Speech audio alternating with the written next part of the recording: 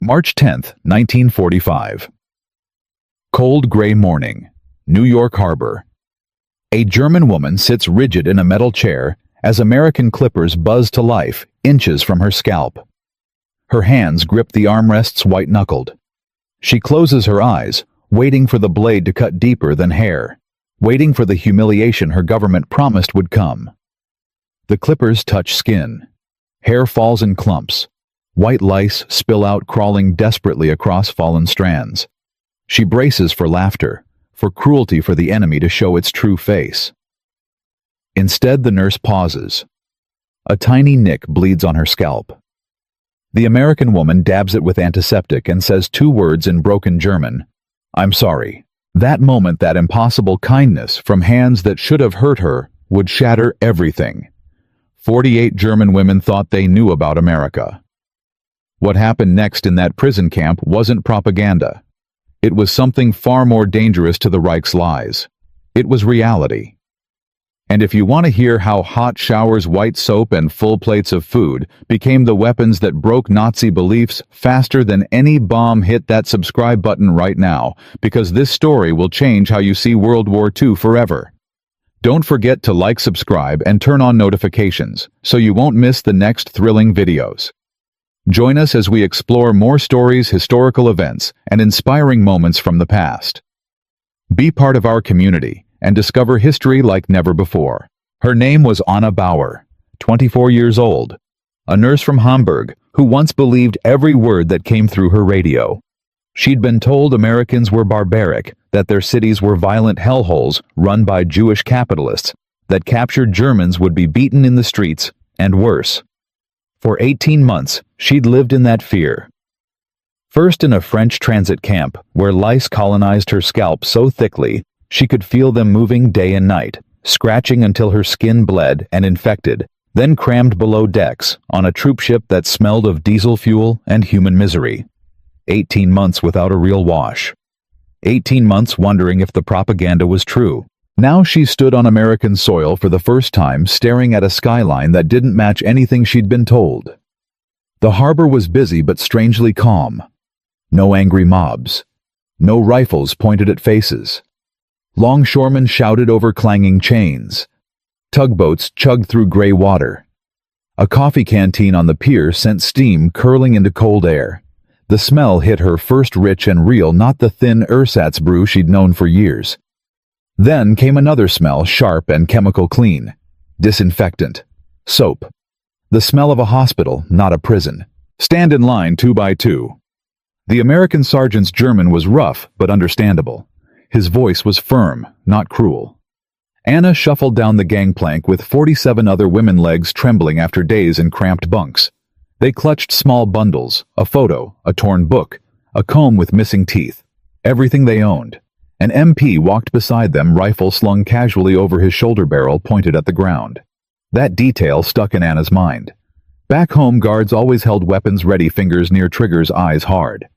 This man looked bored. They were herded into a long shed with steam clouding the far end. Inside, tables stretched in rows. Medical orderlies waited with clipboards. On another table lay piles of folded cloth and metal basins. Against one wall stood an army barber chair, and next to it a pair of electric clippers humming on a small stand. The sound made Anna's stomach drop. "Delousing first," said a medical officer. "Then showers, then clothes." A young interpreter translated into German, his accent soft, almost apologetic. "You have lice. We must remove them. Your hair will be cut short." Some heads shaved. A low moan rippled through the line. For German women, long hair meant respectability, femininity, pride. In every Nazi poster, the ideal woman had thick braids, coiled like crowns. Shaved heads were for criminals, for traitors, for women accused of sleeping with the enemy. The thought of losing their hair in front of foreign men felt like the exact humiliation they'd been warned about. Anna's fingers went to the heavy knot at the back of her head. Under the pins, her hair felt stiff with grease and alive with movement. The lice had driven her half mad at night, but the thought of clippers on her scalp made her knees weak. One woman refused. Liesel, a former typist from Cologne, clutched her braid with both hands. "You will not shame me," she whispered. Her voice shook. "Do what you like, but not this." The American nurse in charge, Lieutenant Margaret Hill, didn't shout. She didn't call for guards.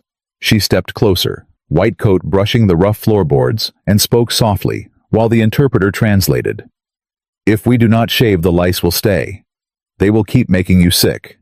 You have been sick long enough. I am sorry, but this is to help you. Sorry." The word hung in the air like something impossible. Anna thought, "The enemy is sorry." Years later, she would write in her diary, "In that moment, I did not know what to hate more, the clippers or the kindness." The first woman sat in the chair shaking. The clippers buzzed when blades touched her scalp. A clump of hair fell to the concrete with a soft, strange sound. White lice spilled out of it, dozens of them crawling frantically toward warmth. An orderly stepped forward at once with powder and a broom. No one laughed. No one jeered. No one took photographs to mock them later. When it was Anna's turn, she kept her eyes fixed on a knot in the wooden wall. She felt gentle fingers work her hair loose, felt the clippers pass again and again over her skull, felt cold air touch skin that hadn't seen light in years. She waited for insults. None came. Instead, when the nurse accidentally nicked her scalp, Lieutenant Hill stopped immediately. She dabbed the tiny cut with antiseptic that stung sharply and said in slow, careful German, "I am sorry." Anna later wrote, "The strangest thing was not the loss of my hair. It was that the hands that took it were careful, that they treated me like I was still human." As each woman stepped down from the chair, she was handed a plain cotton headscarf and pointed toward the steaming end of the shed where showers waited. The lice were gone. The shame they'd been promised had not arrived. In its place was something much harder to understand, a system that could strip them, disinfect them, shave their heads, and still see them as people. Outside harbor cranes kept moving, loading trains that would carry these women south to a POW camp in Virginia. Inside, under the hot water, they were about to meet another kind of journey was beginning. One that would not just clean their bodies, but slowly, painfully wash away everything they thought they knew about America. What they saw next in the showers and mess halls and hospital wards beyond would deepen the paradox until it became unbearable. Because how do you hold on to hate when your enemy feeds you better than your own government ever did? How do you believe the propaganda when reality keeps proving it wrong? Stay with me because the real story is just beginning. The train ran through the night south from New York. When the doors opened again, the air was softer, smelling of pine trees and damp earth. The women climbed down at a siding near a large camp in Virginia. Guard towers stood at the corners. Barbed wire caught morning light. But the buildings inside the fence were painted white and small flower beds.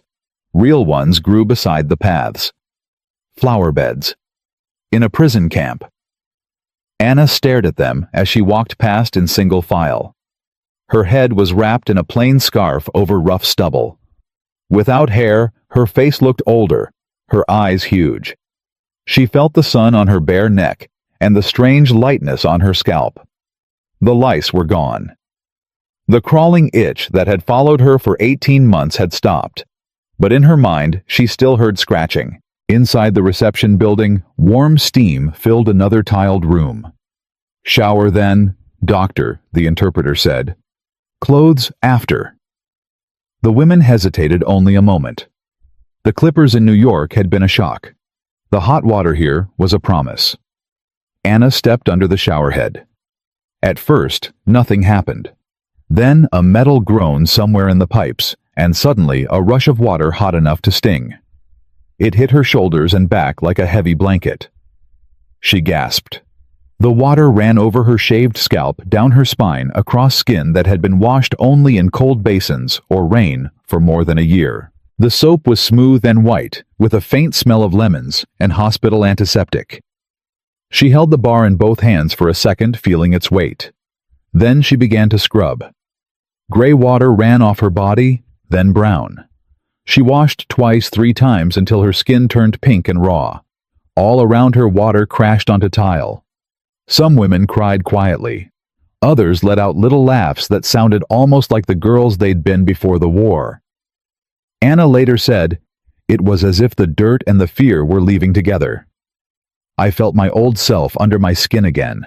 After the showers, they were given underwear, simple dresses, wool socks, heavy coats from U.S. Army stores.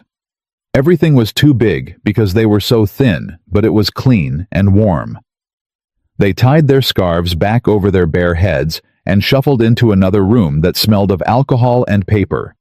Here doctors waited. 3 officers in khaki with stethoscopes hanging from their necks. Each woman was weighed, measured, listened to. The numbers were written down in neat columns. Anna, who had been 60 kilograms before the war, now weighed barely 43. At least a third of the women showed signs of anemia. Old wounds were checked. Sores were cleaned. A feverish girl with a hollow cough was sent straight to the small camp hospital. By early 1945, the U.S. Army was feeding and housing roughly 380,000 German POWs in more than 500 camps across the country. What these women received was not special treatment. It was simply the standard system at work. Medical care, shelter, food, all according to the Geneva Convention. But to women who'd spent 18 months in filth and fear, standard felt like luxury. The food came next. They were marched to a long, low building with big windows. As they stepped inside, a thick smell hit them. Meat frying, bread baking, coffee, boiled potatoes. The sound was just as strong. Plates clattering, ladles scraping metal trays, voices calling orders in English. The serving line seemed to go on forever. Behind the counter, army cooks in white aprons stood ready. One held a spoon above a mound of mashed potatoes that steamed in the cool air. Another carved slices from a roast. Large pans of green beans and carrots shone with butter. There were baskets of sliced bread, and farther down something bright and yellow in heavy syrup. Canned peaches. "Take," said a cook, gesturing. "Plenty," the interpreter added in German. "They say you can eat as much as you like, but slowly. Your stomachs are not used to it." For a moment, no one moved. The women stared.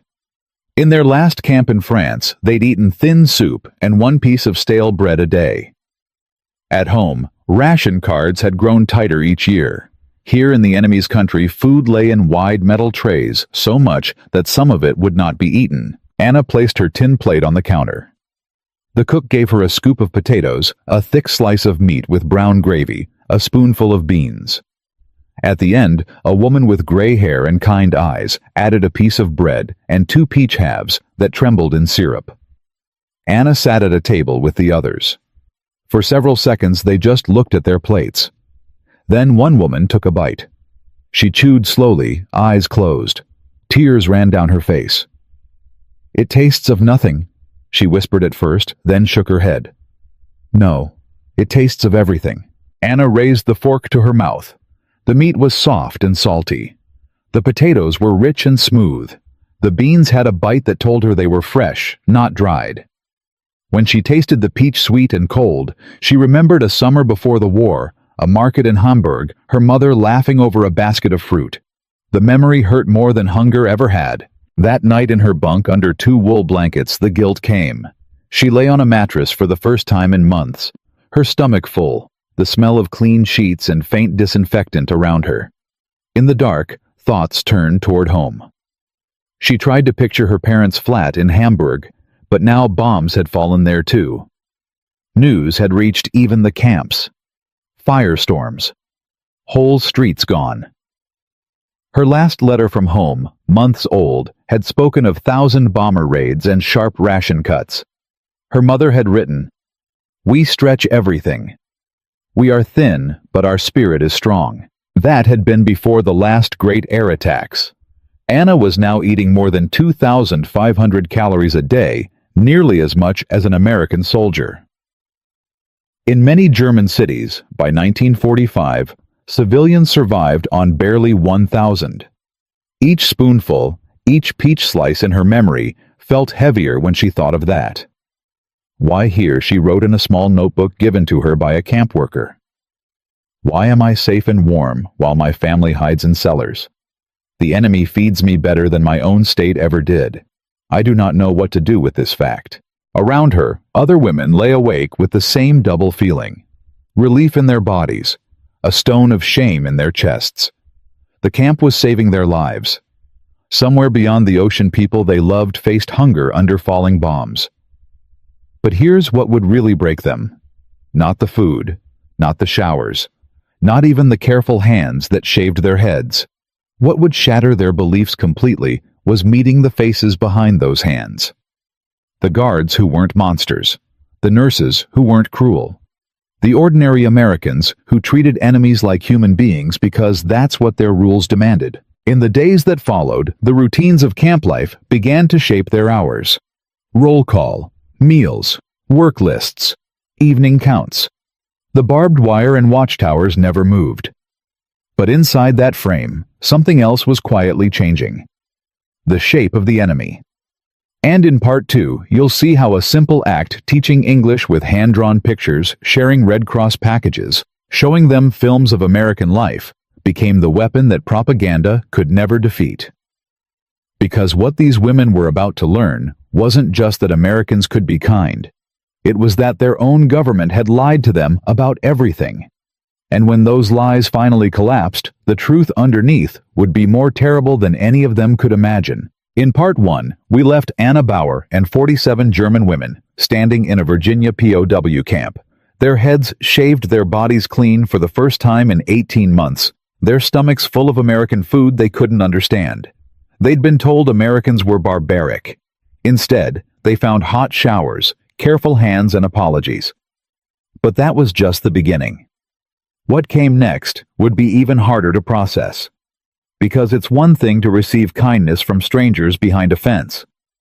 It's another thing entirely to see those strangers as human beings with families, dreams, and kindness they chose to give even when no one was watching. The real weapon America used against Nazi beliefs wasn't bombs or bullets. It was everyday life. And that weapon was about to destroy everything these women thought they knew. Days in the camp began to follow a pattern. A bell rang at dawn. The women lined up in cool air while a guard with a clipboard counted them. Then breakfast, work details, lunch, more work. Evening roll call. The barbed wire and watchtowers never moved. But inside that frame, something else was quietly changing. The shape of the enemy. Most of the guards were young. Many had soft Southern or Midwestern accents. They carried rifles but often held them loosely as if they didn't expect trouble. Some had sunburned necks and farmers' hands. One morning as Anna stood in line, she saw a guard yawn and rub his eyes like any tired boy. She felt an odd jolt. In posters back home, Americans were always shown as fat, cruel, or greedy. This one just looked homesick. By 1945, about half of all German POWs in the United States, nearly 190,000 men were sent out on work details in agriculture and industry. The women's work was lighter. They washed laundry in big steaming tubs, peeled potatoes in the kitchen, sewed torn clothes, cleaned hospital rooms. For this, they were paid a few cents a day in canteen coupons. One guard in charge of the laundry detail stood out. His name was Private Jack Miller from Iowa. He had sandy hair, a scattering of freckles, and a habit of humming to himself. His German was poor, but he tried. He pointed to a laundry cart one day and said cart, C-A-R-T. Then he tapped his chest. Jack. He pointed gently at Anna. You, Anna, she replied. He smiled. Anna. Good name. After that he used every spare minute to teach her words. Soap, bucket, towel, sun, rain. Sometimes he sketched pictures on scrap paper and wrote the English word underneath. You learn, you go home, you speak, he said slowly. War finish. Peace.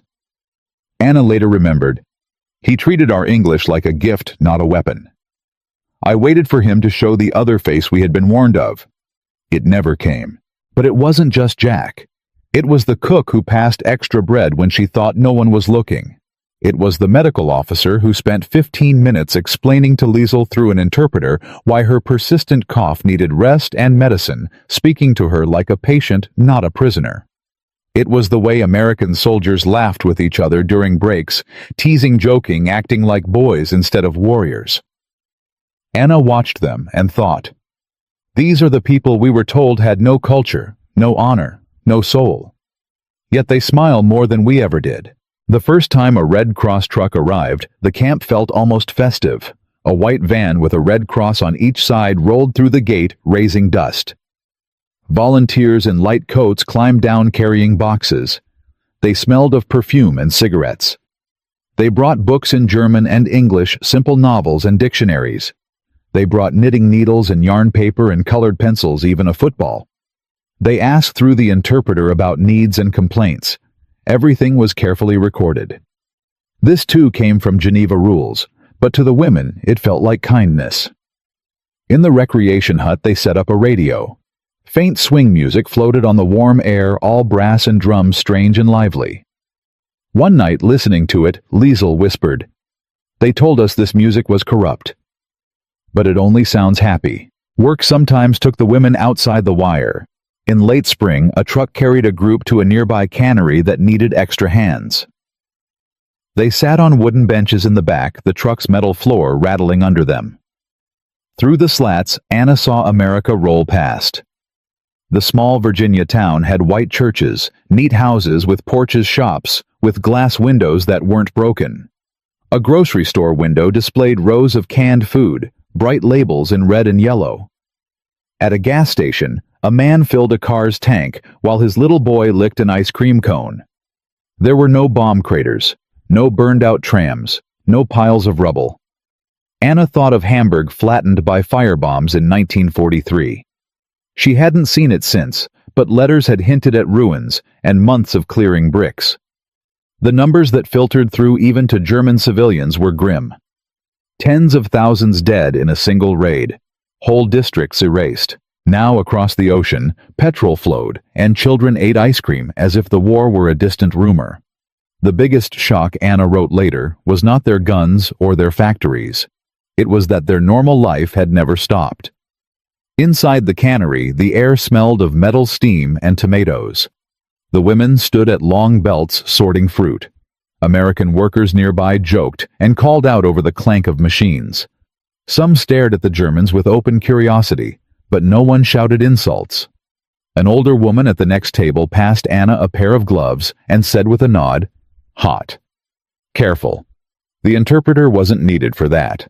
Back in camp in the evenings, the women gathered in the recreation hut where a projector hung from the ceiling. Once a week, the Americans showed films.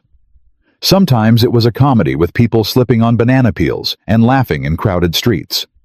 Sometimes it was a musical with bright dresses and songs that stayed in the mind. To see these films, Liesel said, was to see that their lives have room for nonsense, for joy. We were told they were all hard and cruel, but they dance. This was the paradox that wouldn't go away. The state that had promised Germans greatness had brought them bombed cities, hunger, and fear. The state they'd been told was rotten and weak was feeding them, paying them a little, letting them watch silly movies. Anna would say years later, "We saw it with our own eyes in the faces of boys like Jack and women in the cannery. Yet questions still hung in the air of the barracks at night. Some women insisted it was all a trick, a show to make them soft. Others began to doubt their old beliefs, but were afraid to say so out loud. The real break would come not from music or movies, but from darker images the Americans chose to share as the war in Europe reached its end. Images that showed what had been done in Germany's name and why this camp followed rules when so many others had not. By April 1945, the air in the camp felt different. Spring came to Virginia. Trees outside the fence turned green and warm rain tapped on tin roofs. Inside, rumors moved faster than clouds. Guards spoke in low voices. Maps on the Americans' bulletin board showed new lines every week, pushing deep into Germany. One morning, the interpreter gathered the women in the mess hall. He stood on a small platform, paper in his hand. The room smelled of coffee and metal trays. Outside, a flag snapped in a brisk wind. "German army has collapsed on the Western Front," he said in slow German. "American and British troops have crossed the Rhine. The Red Army is in Berlin's suburbs." Your cities. He paused, searching for a word. Your cities suffer greatly. A murmur went through the room. Some women stared down at their hands. Others shook their heads. It cannot be so bad, Liesel whispered. We are told we will strike back. New weapons, new hope. But each week, the news was worse. By late April, they heard that Hitler was dead. Soon after that, Berlin had fallen. The Reich they'd grown up under had lasted 12 bloody years. Now it was gone. Then the Americans decided it was time to show them why the war had turned so completely. One warm evening, instead of a comedy or musical, the projector in the recreation hut showed something else. The curtains were drawn. The room was crowded. The air held the smell of dust, sweat, and the faint oil of the projector. The machine hummed, and black and white images jumped onto the screen. At first, the women weren't sure what they were seeing. A gate with strange words. Arbeit macht frei. Barbed wire. Long wooden barracks worse than anything they'd known. Then the camera moved closer. They saw people in striped uniforms, more bone than flesh. Eyes too large in hollow faces. They shuffled past piles of shoes, mountains of hair suitcases with names still painted on them.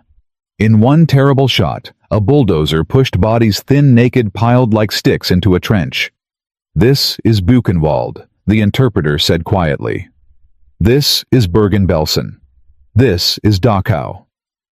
American and British troops had forced German civilians to walk through these places. Now they were forcing Germans in America to look as well. Some women cried out and covered their faces.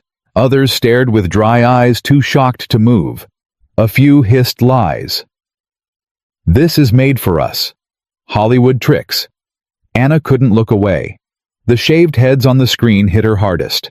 Only weeks before, American nurses had shaved her head to kill lice, then wrapped it in a clean scarf and led her to hot showers.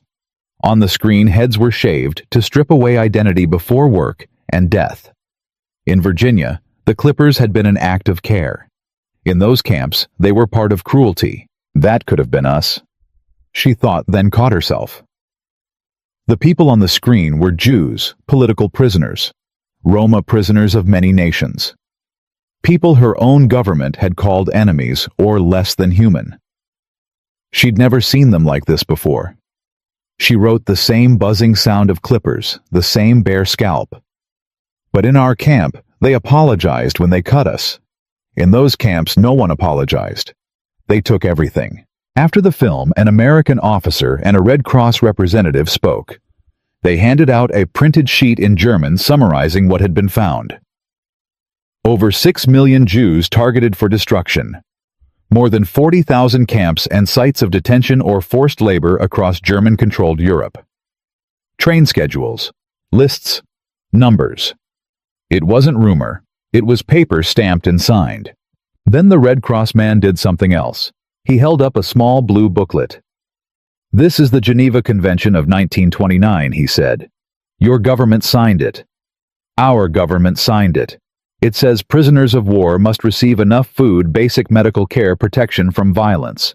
It says they may work but must be paid. That is why you get rations, doctors' coupons for the canteen. It is not a favor, it is a rule. Anna felt the words like a weight.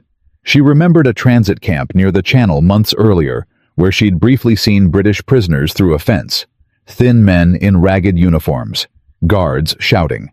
A rifle butt striking one across the shoulders. No Red Cross trucks there, no clean mattresses, no movies. In the barracks that night, the whispers were different from before. I saw Jews taken from our street in 1941, murmured one woman from Frankfurt. We were told they were going to work in the East, but why would workers be starved like that? My brother wrote from Poland. Another said, voice shaking. He hinted about shootings. I told myself he was exaggerating. Now I think no. Still some clung to denial. The Americans show us only what suits them, Liesel insisted at first. They treat us well so we will think they are better. They show these films so we will turn against our own people. But remember, Anna replied softly, this wasn't propaganda. It was reality. Look at how they treat us compared to how those people were treated. If they wanted us dead, they wouldn't worry about lice or vitamins. Something is different here. In her small notebook, Anna wrote, "Our side said it fought for honor and order, yet it built places with no rules.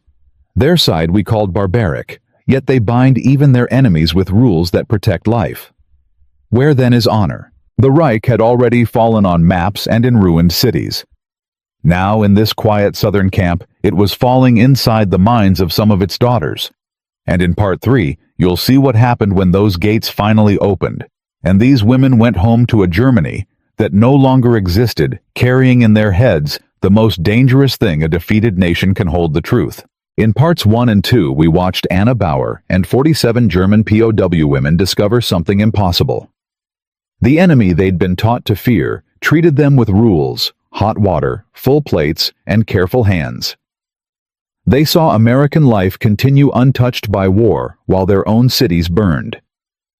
They watched films of camps their government had built, places where shaved heads meant death instead of care. Now in May 1945, the wire was about to open. Ships would carry them back to a Germany that no longer existed. They would leave Virginia with short hair growing back and beliefs cut down even more sharply. And what they carried home in their minds, the truth about two different worlds, would become a weapon more powerful than any bomb. Because this wasn't just about 50 women. This was about how you rebuild a nation after it destroys itself. In May 1945, the camp loudspeaker crackled to life. The women stopped what they were doing: peeling potatoes, hanging sheets, sweeping floors. The interpreter's voice came over the metal cone. "Germany has surrendered," he said. "The war in Europe is finished." The mess hall was very quiet. Knives paused above cutting boards. A spoon clinked against a tin cup. Some women began to cry. Others stared ahead with empty faces. For 6 years they'd heard speeches about final victory. Now the Reich was gone. Anna felt strange. She'd waited for this moment with fear. She expected to feel shame or rage at the enemy.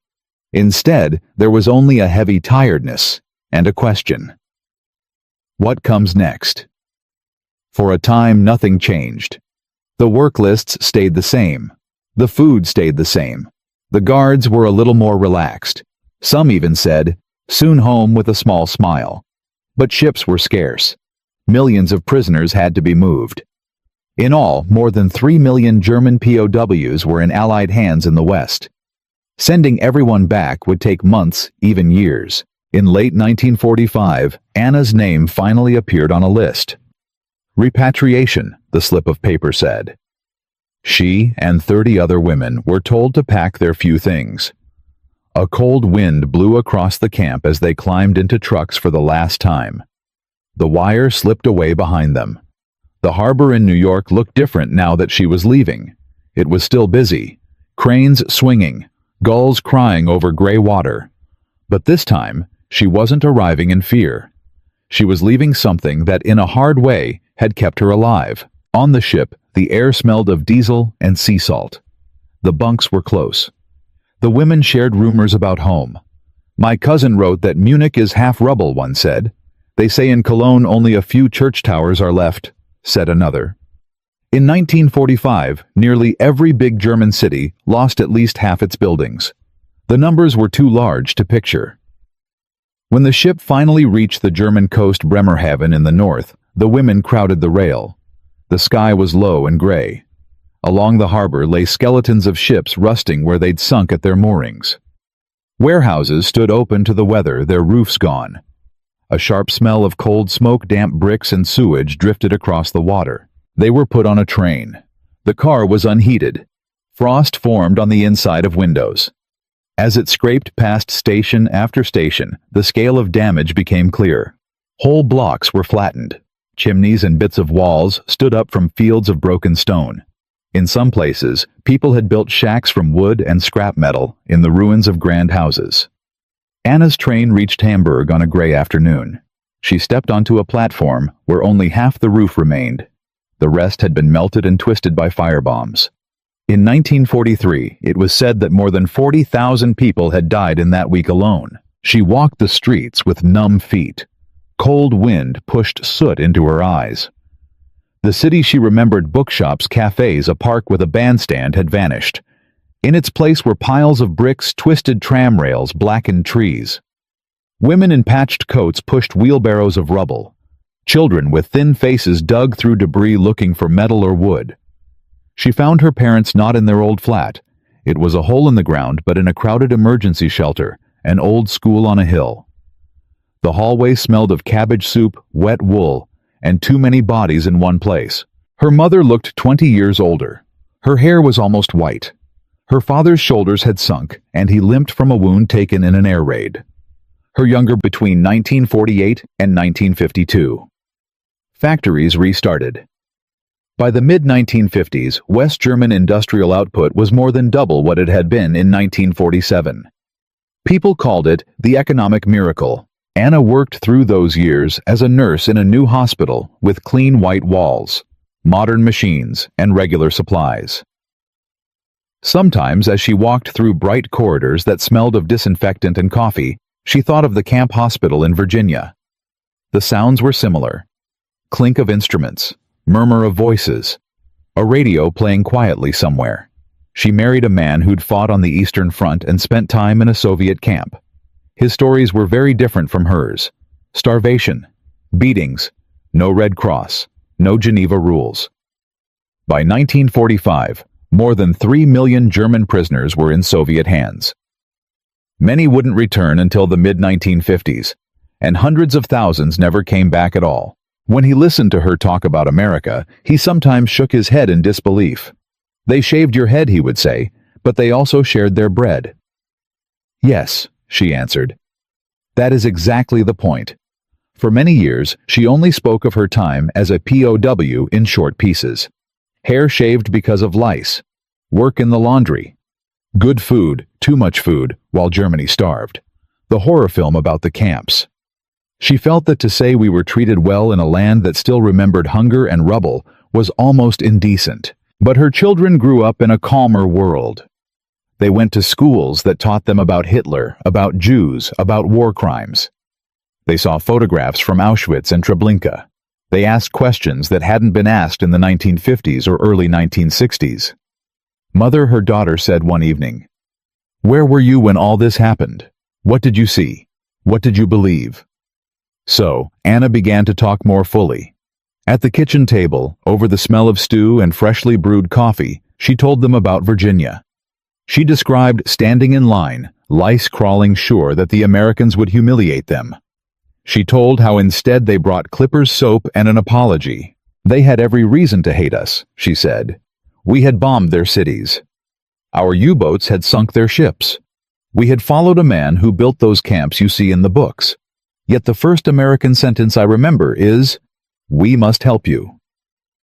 When her grandchildren were born, the questions took a new form.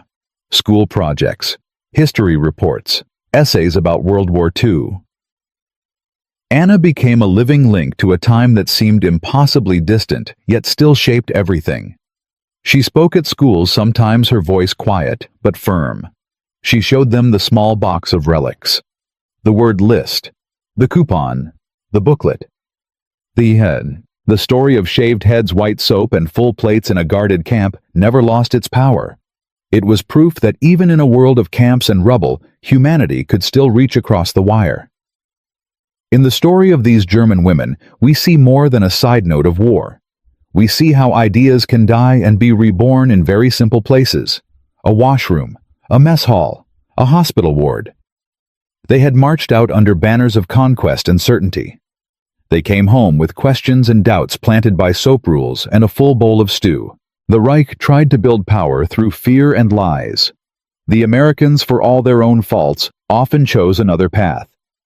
Binding themselves to laws. Feeding even their enemies. Letting reality speak louder than slogans.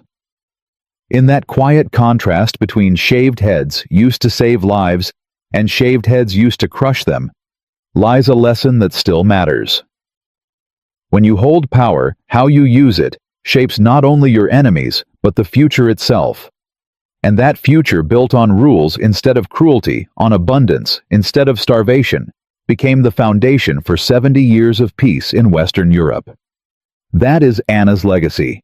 That is America's weapon. Not fire, not steel, but the simple, radical choice to treat enemies like human beings and let them see the difference for themselves. We've followed Anna Bauer through 18 months of lice and fear, through the shock of American clippers and hot showers, through full plates and careful hands that shattered everything she'd been taught to believe. We watched her return to a Germany that no longer existed, carrying the truth about two different worlds in her mind. But here's what most people don't know. Anna's story didn't end when she stepped off that ship in Bremerhaven. What happened next in the decades after the wire came down would prove that America's real victory wasn't won on battlefields. It was won in the quiet moments when former enemies became witnesses, when propaganda died under the weight of lived experience, and when the simple choice to follow rules instead of cruelty built a peace that lasted generations.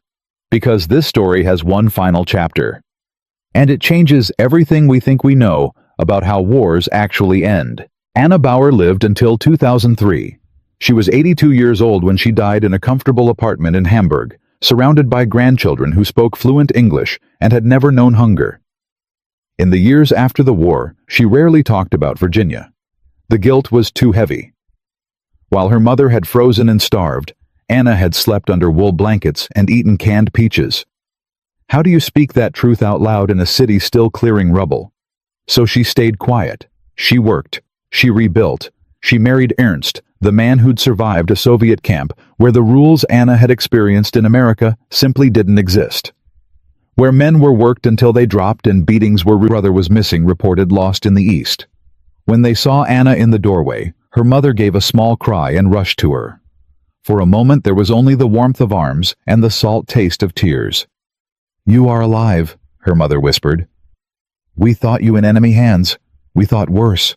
Later, sitting on a hard bench with a tin mug of thin soup, they asked her what it had been like. "Did they beat you?" her father said. "Did they starve you?" Her mother asked, eyes wide with fear. "Did they shame you?" Anna hesitated. Outside, a handcart rolled past, wheels squeaking. Somewhere, a baby cried. She remembered hot showers, white soap, the smell of coffee in the mess hall. She thought of the smooth mattress under her back, the peaches and syrup, the doctor's cool stethoscope. She also remembered the films of the camps, the piles of dead, in places run by her own state. "They shaved our heads because of lice," she said slowly. "They gave us very short hair. That was hard. But after they fed us. They had rules. We had beds. We worked, but we were paid a little. It was better than here." Her mother's face changed. The joy at seeing her faded into something tighter. "Better," she repeated. "While we hid in cellars and lived on 800 calories a day, 2 thin slices of bread, a little potato, you had meat. You had peaches." Her father looked away. "You slept on American mattresses," he said, not loudly but with a dull hurt. "We slept on cement. We burned our furniture to stay warm, but at least we were not prisoners." Anna couldn't answer. Her throat felt dry. The paradox was cruel. She'd been a captive, yet safer and better fed than her own family, who had stayed free under a regime that promised to protect them. In the weeks that followed, she helped clear rubble by day and stood in ration lines at dawn. She took work when she could at a small hospital, wiping floors at first, then slowly returning to nursing as more doctors and supplies arrived under Allied occupation. She saw patients with frostbite from the winter of 1946 to 47, when some areas of Germany had food rations dropped below 1,000 calories, and coal was so short people froze in their flats. Sometimes at night, as she lay on a straw mattress in a cold room, she thought of the Virginia camp. In her memory, it smelled of soap and coffee and fresh bread. She hated that part of her, longed for those sounds and smells. She also knew that what she'd seen there, the different way of treating prisoners, the brutal films from the Reich's own camps, had cut her old beliefs to the root. Around her, other former POW women faced the same mix of gratitude and guilt, resentment from neighbors, and the hard work of rebuilding. Most spoke little of their time in America. When they did, they chose their words carefully. Only years later, when new generations grew up asking questions, did tongues loosen. In the 1990s, a local historian visited with a tape recorder. By then, Anna's hair was thin and white, but her voice was steady. "We went out into the world as Germans," she told him.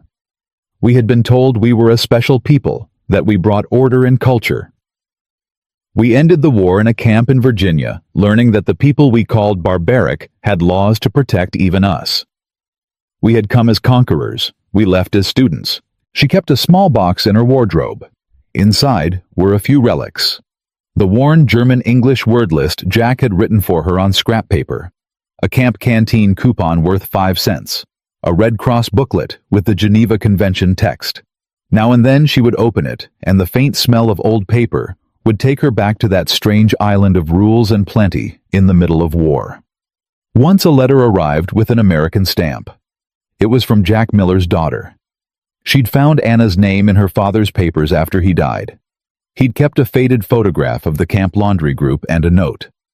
"German girl Anna taught me that enemy also human." In her reply, Anna wrote, "Your father's small kindness, the extra word, the simple respect, did more to break the teaching of my youth than any gun. This wasn't propaganda. It was reality. I saw it every day." By the end of the century, Anna was an old woman in a quiet street of a wealthy, peaceful Germany. Her grandchildren spoke English, traveled, watched American films without thinking of enemy lines. When they asked her what the war had taught her, she didn't talk first about tanks or bombs. She talked about lice crawling under hair that hadn't been washed in months. About the terror of sitting in a barber's chair before an enemy nurse. About the shock when that nurse's hands were gentle, and her first act after cutting was to offer soap and hot water. They could have chosen cruelty, Anna told them. No one would have stopped them. Instead, they chose rules. They chose to see us as people. In the end, America's greatest weapon was not its bombs or its tanks, but its abundance and its decision to share a little of that even with us. Her story was just one among millions. But together, such memories formed a bridge between former enemies. They helped turn a war of total destruction into, at least in the West, a peace that held. Years passed. The lice and the wire faded, but some things stayed sharp in Anna's mind. The buzz of the clippers. The first sting of hot water on her shaved scalp. The taste of canned peaches in a foreign land. Hamburg slowly rose from the ruins. In the 1950s, new blocks of flats went up where craters had been. Streets were cleared. Trams ran again. With American and Allied aid, the Marshall Plan sent about $1.4 billion worth of help to West Germany alone, routine, and Red Cross trucks never came. Their conversations at night were strange. He would describe the cold, the hunger that never stopped the casual violence. She would describe the clipboards, the medical exams, the apologetic nurse. He didn't believe her at first. "You're remembering it softer than it was," he said. "Memory plays tricks." So she showed him the small box. The canteen coupon. The word list in Jack Miller's handwriting. The Geneva Convention booklet. He held them in his hands for a long time, these scraps of paper that proved something impossible. Two enemies. Two systems. Two completely different choices about how to treat human beings. But Anna didn't just keep quiet. In the 1970s, when her daughter brought home a school assignment about World War II, Anna finally started talking. She spoke at schools. She gave interviews to local historians. She joined a small group of former POWs who met once a year to remember and to bear witness. And what she said over and over was this: they could have been cruel. They had every reason. Instead, they chose rules. And those rules saved not just our bodies, but our minds. Because when we came home and saw what our government had built those camps without rules, we already knew what the alternative looked like. We had lived it. Liesel, the woman who'd clutched her braid and refused the clippers that first day in New York, became a teacher in Cologne. She taught English. She used the word list method Jack Miller had invented, pointing at objects and saying the English word slowly, patiently, just like he had. When students asked why she cared so much about English, she told them about Virginia, about hot water and white soap and the guard who hummed while he taught her the word for rain. Your enemy, she would say, is also human. Never forget that. By the 1990s, historians began seeking out these women more actively. The Cold War had ended. Archives were opening. Old certainties were crumbling. And suddenly, these quiet voices, women who'd been POWs in America, became valuable. They were living proof of something the new unified Germany desperately needed to understand. That there were different ways to hold power. That systems mattered. That the choice between cruelty and care wasn't just about individual kindness, but about laws, structures, rules that bound even the powerful. When Anna was interviewed in 1998 for a documentary about POW camps, she was 77 years old. Her hands shook slightly as she held up the photograph Jack Miller's daughter had sent her. It showed a laundry group in Virginia, 1945. Women with headscarves covering shaved heads.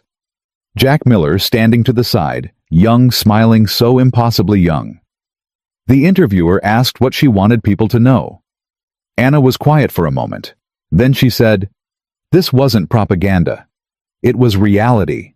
I saw it every single day. And it changed me more than any battle could have."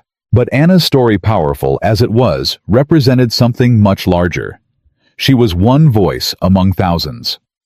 And the weapon she carried home, the truth about American abundance and American rules, became part of the foundation for something unprecedented in human history. The peaceful integration of former enemies into a shared democratic system. Because here's what the Marshall Plan and the Geneva Convention and those hot showers in Virginia all had in common. They were based on a radical idea that even your enemy deserves to be treated like a human being, not because they earned it, but because the system demands it. By 1952, West Germany was receiving more than $1 billion in American aid. Factories rebuilt. Cities rose from rubble. The Deutsche Mark became stable. And underneath all that economic recovery was a generation of Germans who'd seen two different versions of power. The Soviet zone in the East, where former POWs came back broken, where rules were arbitrary and violence routine. And the American zone in the West, where women like Anna told their children about camps with flower beds and guards who taught them English. The contrast wasn't subtle. It was the difference between sleeping on concrete and sleeping on a mattress. Between starving and eating canned peaches. Between being beaten and being apologized to when a clipper nicked your scalp. This is why America won the peace. Not through superior firepower, but through superior systems. And those systems, boring as they sound, rules about calorie counts and medical inspections and Geneva Conventions, became the invisible architecture of 70 years without major war in Western Europe. Think about that number, 70 years. In a continent that had spent centuries perfecting the art of destroying itself. Anna lived to see Germany reunified, prosperous, democratic, a leader in Europe. She lived to see her grandchildren take for granted things she'd only dreamed of in that cold transit camp in France. Hot water on demand, food in abundance, peace. But here's the lesson that goes beyond Anna, beyond Germany, beyond World War II. The lesson is this: ideas die hard, but they die fastest when reality contradicts them. You can't maintain propaganda when your enemy treats you better than your own government did. You can't believe in racial superiority when the people you called inferior feed you and heal you and teach you their language with patience. You can't cling to hate when the object of your hate apologizes for accidentally nicking your scalp with clippers. This is why dictatorships fear open information. Why authoritarian systems build walls not just to keep people out, but to keep people in. Because comparison is deadly to lies. Anna compared her treatment in Virginia to what she knew of German camps. Liesl compared American abundance to German hunger. Ernst compared the Soviet Gulag to American POW camps. And in every comparison, the lie died a little more. The Reich had promised strength through fear. America demonstrated strength through rules. The Reich had promised victory through cruelty. America demonstrated victory through systems that treated even enemies as human. And there's one more thing most people don't know. In 2001, 2 years before Anna died, she received a letter from the U.S. Department of Veterans Affairs. It was a form letter sent to all surviving POWs from World War II, Allied and Axis alike. It acknowledged their experience. It noted that the Geneva Convention had been followed. It included a small American flag pin. Anna kept that pin in her box of relics. She never wore it. But she looked at it often, because it represented something she'd spent 56 years trying to explain to people who hadn't been there. That your enemy's choice to be humane, even when they don't have to be, even when you wouldn't blame them for cruelty, is the most powerful weapon in the world. Jack Miller died in 1987. His daughter found Anna's address in his papers and wrote to her. In her letter, she said her father had talked about the German women in the laundry detail often. He'd kept a list of their names. He'd wondered what happened to them, whether they'd made it home, whether they were all right. When Anna wrote back, she told Jack's daughter this: "Your father's small kindness teaching me English words on scrap paper, treating me like a student instead of an enemy, did more to break the teaching of my youth than any bomb. Tell your children that. Tell them that kindness, even small kindness, even to enemies, changes the world." Today, there are no surviving women from that group of 48 who stepped off the ship in New York Harbor in March 1945. Anna was one of the last.